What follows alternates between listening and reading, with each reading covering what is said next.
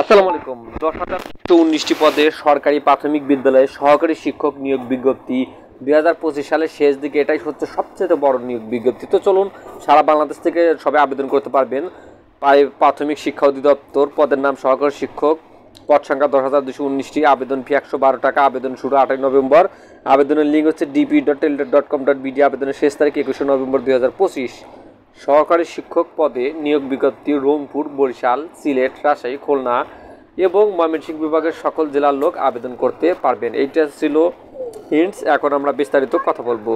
প্রাথমিক শিক্ষা অধিদপ্তর দিন সরকারি প্রাথমিক বিদ্যালয়ের রাজস্ব খাতভুক্ত সহকারী শিক্ষকের শূন্য পদে অস্থায়ী নিম্নবর্ণিত বেতন স্কেলের নিয়োগের জন্য রংপুর, বরিশাল, সিলেট, রাজশাহী, খুলনা, ময়মনসিংহ বিভাগের সকল জেলার উপজেলা শিক্ষা থানার স্থায়ী নাগরিকের নিকট থেকে নিম্নে উল্লেখিত নির্দেশনা বা শর্ত অনুযায়ী দরখাস্ত করার আহ্বান জানানো যাচ্ছে। সহকারী শিক্ষক বেতন স্কেল 11,000 টাকা থেকে 26,590 টাকা, গ্রেড 13, জাতীয় বেতন স্কেল 2015 অনুযায়ী, পদ সংখ্যা 10,219, বয়স সময় 30 নভেম্বর 2025 তারিখে প্রার্থীর ন্যূনতম বয়স হতে হবে 21 থেকে 32 বছর।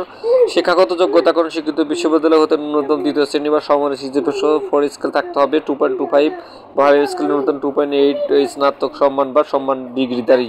শিক্ষা জীবনে কোনো স্তরে তৃতীয় বিভাগ অথবা সমমানের সিজিপিএ, সমমান মানে ভোকেশনাল সিজিপিএ অথবা তৃতীয় শ্রেণী বা সমমানের সিজিপিএ গ্রহণযোগ্য হবে না। শর্তাবলী: আগ্রহী প্রার্থীকে অনলাইনে আবেদন করতে হবে। আবেদন গ্রহণ হবে 8 নভেম্বর থেকে সকাল 10টা, 21 নভেম্বর রাত 11:59। লিঙ্ক তো বলেই দিলাম।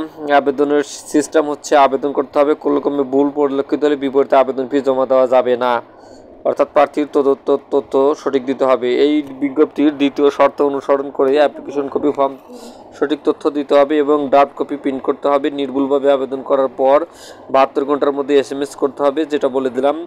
আর যারা আমাদের মাধ্যমে আবেদন করতে চান অবশ্যই জানাবেন। সরকারি প্রাথমিক বিদ্যালয় শিক্ষক নিয়োগ বিধিমালা 2025 প্রক্রিয়া অনুযায়ী নির্বাচিত প্রার্থীকে নিজ উপজেলা থানায় নিয়োগ দেওয়া হবে।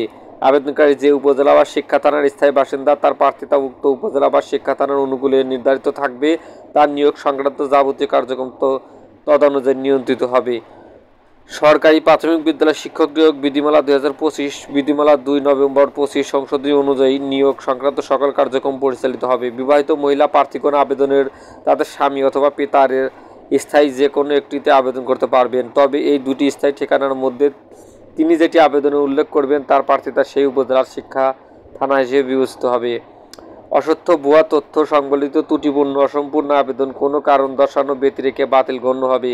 প্রার্থীর কর্তৃক দাখিলকৃত প্রদত্ত কোনো তথ্য বা কাগজপত্র নিয়োগ কার্যক্রম চলাকালে যে কোনো পর্যায়ে নিয়োগ প্রাপ্তির পরে অসত্য ভুয়া প্রমাণিত হলে তার দরখাস্ত নিয়োগ বাতিল করা হবে। মিথ্যা ভুয়া তথ্য সরবরাহ করার জন্য তার বিরুদ্ধে আইনগত প্রশাসনিক ব্যবস্থা গ্রহণ করা হবে।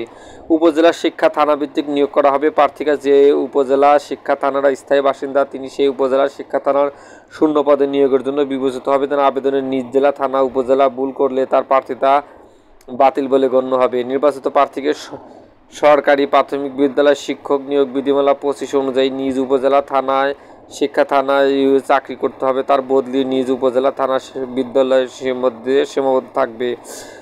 ধূমপান সহ যে কোনো ধরনের মাদক গ্রহণের অভ্যাস থাকলে আবেদন করার প্রয়োজন নেই। লিখিত পরীক্ষার ফলাফলের ভিত্তিতে মৌখিক পরীক্ষার জন্য নির্বাচিত মনোনীত প্রার্থীকে নিম্নবর্ণিত সত্যায়িত কাগজপত্র সংশ্লিষ্ট জেলা প্রাথমিক শিক্ষা অফিসে দাখিল করতে হবে।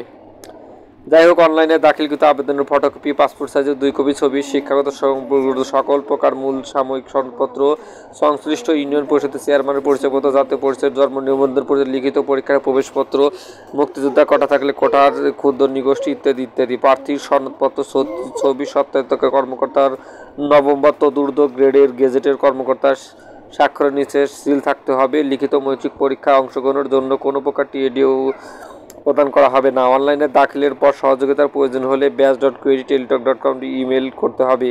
যে কোনো কারণ দর্শানো ব্যতি রেখে। যাই হোক, আরও বিস্তারিত আছে, এত কাহিনী করলাম না, দরকার নাই। বিস্তারিত আরও আপডেট আসলে জানাবো।